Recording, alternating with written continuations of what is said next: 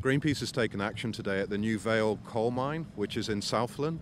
This coal mine is supplying Fonterra's dairy processing factory at Edendale, and we're seeing a massive expansion in Fonterra's burning and mining of coal in the area. In fact, their coal use has increased by 17% within the last few months alone. This is causing massive climate emissions. This comes on top of Greenpeace's work to expose the importation of palm-based animal feed, which is linked to rainforest destruction in Indonesia and Malaysia. And essentially what we have here is that Fonterra has now become New Zealand's biggest emitter, and also is the biggest block to the New Zealand government taking effective climate action at the Copenhagen United Nations Summit in a few weeks' time.